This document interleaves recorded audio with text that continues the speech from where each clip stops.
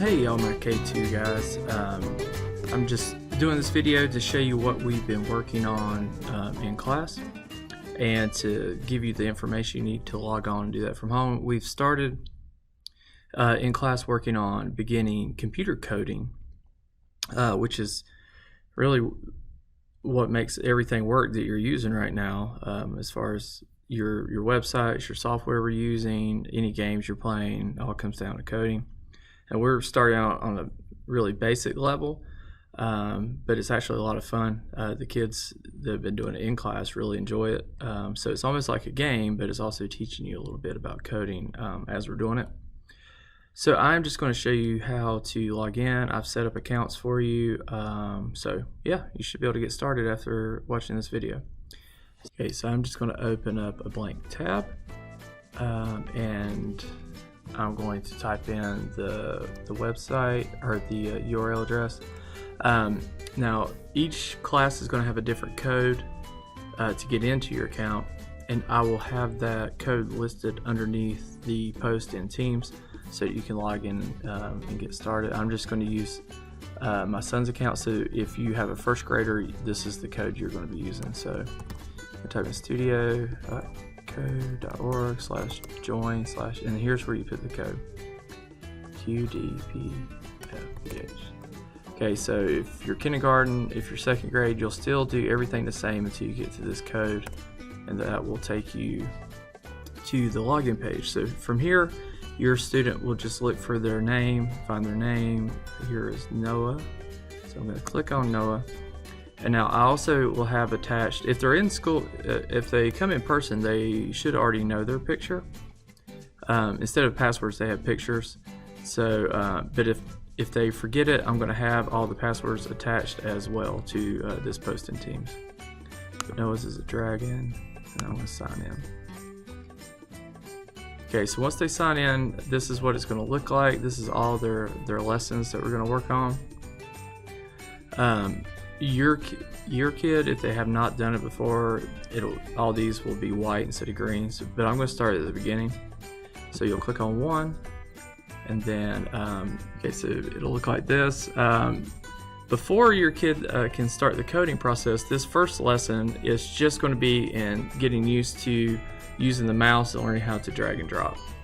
So it says click the block. They'll click OK, and then they'll just put their cursor on the apple and click, and they'll be done with that one and click continue to go on to the next puzzle.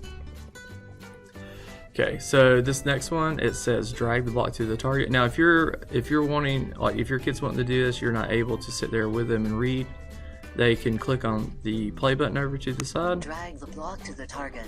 And then the computer will read the information to them. So they can click OK. They're just going to click on the block and drag it over here where it goes. Let go. Okay. So that's pretty much all this lesson 1 is. So it's getting them used to dragging and dropping, because when we use block code, they're going to be dragging the blocks and dropping them in place. So this is an important skill they're going to need. Also, just when they're doing basic stuff on the computer, this is going to help them become better using the mouse and clicking and everything. So I'm just working through this as I'm talking. Block code is pretty neat because it takes the actual coding language and it embeds it into the blocks. So while the kids are not having to type in the code, as they will eventually, they're still using code, but just inside, it's hidden inside the blocks. And it'll explain that in the video right before lesson 2, which we'll get to. Okay, so here it starts to put the blocks into their tray, so they can get used to dragging it off of the tray, the different code blocks. Okay, and now we finished lesson 1, so it gives them the option to go on to lesson 2. Don't click on any of these down here. It's going to be way too advanced for your kindergarten through second grader at this point, but they will get to that later. So So we're on lesson 2, and at the beginning of each lesson there is a video that's going to explain what the next lesson is working with. So this one is May's intro, programming with blocks. I'm not going to watch that, you can watch that on your own. But it explains how the block coding was created and how it's used. Okay, so once you've watched that, click on continue.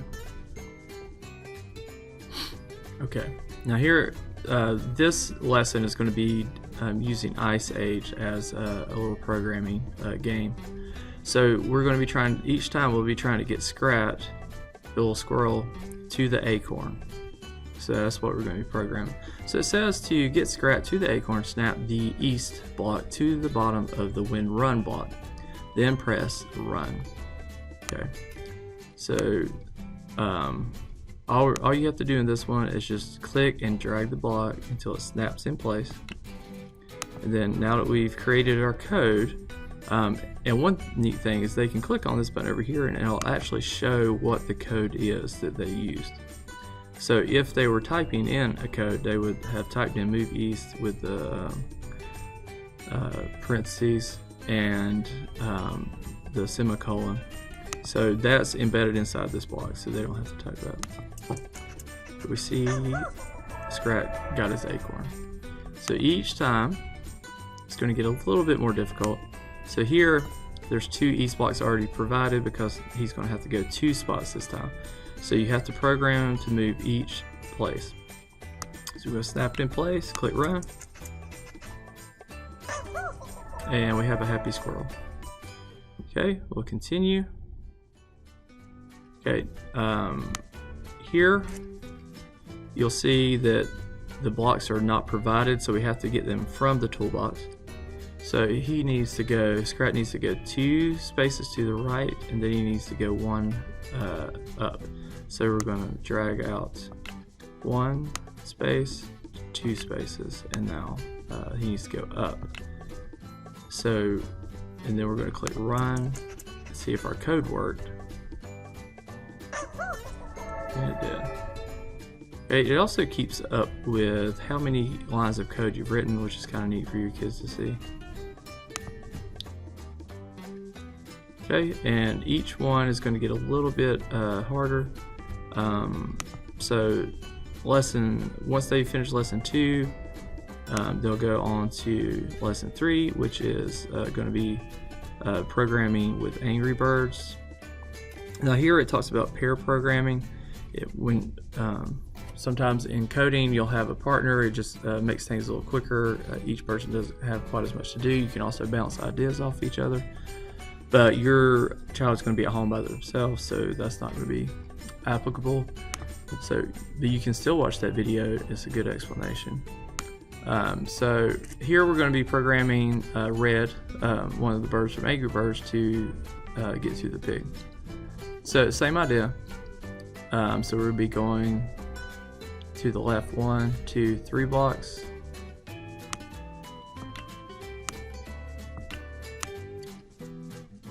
And then that would put them right there. So we're going to go a 4th, and that will get us all the way there. Click run. Okay. Now let's just look at this again. Okay, so one option that your child might notice is that if you're just repeating the same one 3 times, we can start utilizing this repeat this loop block that it gives us access to. So that way we only have to use this block 1 time, and then we can just tell it to repeat this block 3 times.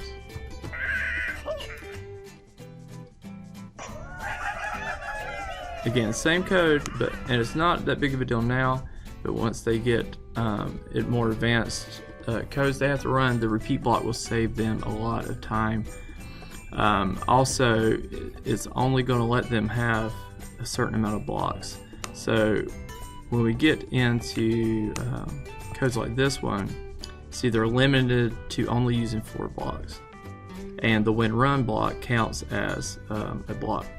So to use the least amount of blocks possible, they're going to have to utilize this loop block. So now we can run this code. Perfect.